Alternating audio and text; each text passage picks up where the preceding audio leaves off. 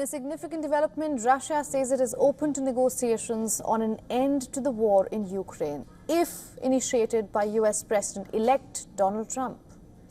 Moscow's ambassador to the UN has said any talks need to be based on the realities of Russian advances, and the remarks come in the wake of indications of a shift in Ukraine's stand as well.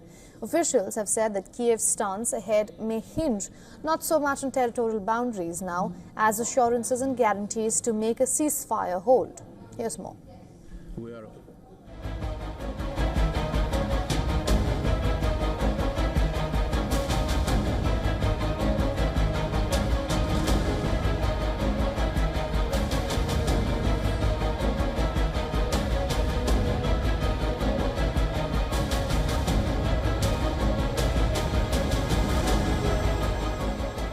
For months on end, Volodymyr Zelensky has reiterated that any peace settlement that amounts to ceding territory to Russia is not acceptable. That could be on the verge of changing. Quoting from the chairman of the Defense and Intelligence Committee of the Ukrainian Parliament, talks should be based on guarantees for Ukraine. Nothing is more important.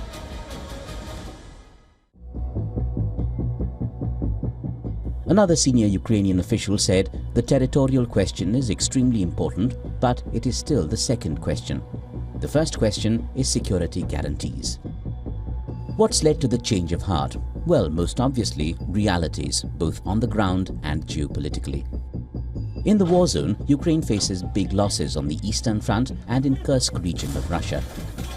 A bigger one perhaps though is US President-elect Donald Trump pushing for a quote-unquote accelerated timetable of negotiations. Trump has indicated he may soon appoint a special envoy to lead negotiations on ending the war. Plans have pointed at freezing the front lines along the current war zone, establishing a demilitarized zone and implementing a 20-year moratorium on Ukraine's NATO membership that Russia has demanded. As a justification for agreeing to any settlement, Kyiv has said it would not formally renounce any claim over territory under Russian occupation. Ukraine is skeptical of ceasefires after Russia violated them in 2014 and 2015. It seeks to ensure that any new one is foolproof. But support for ceding territory now in exchange for peace is rising among Ukrainians. Analysts say securing a favorable settlement for Ukraine while Russia is advancing would be extremely difficult.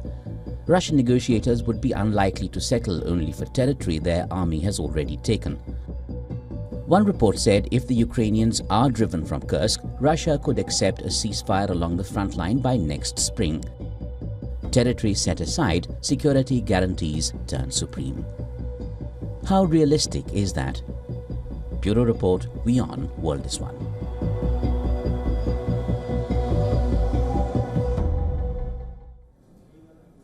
Now, to understand what's the future of the Russia-Ukraine war, we spoke to John Erith. He's a Senior Policy Director for the Center for Arms Control and Non-Proliferation. Here's what he had to say. I don't think there is very much shifting of the stance in Kyiv. Certainly, the Ukrainian position officially is still that they want to regain all of the territory as a condition for peace. They don't want the Russians to occupy more territory. This was tried in 2014, and it failed very badly from the Ukrainian point of view. So why they would accept something like this again, it's absurd.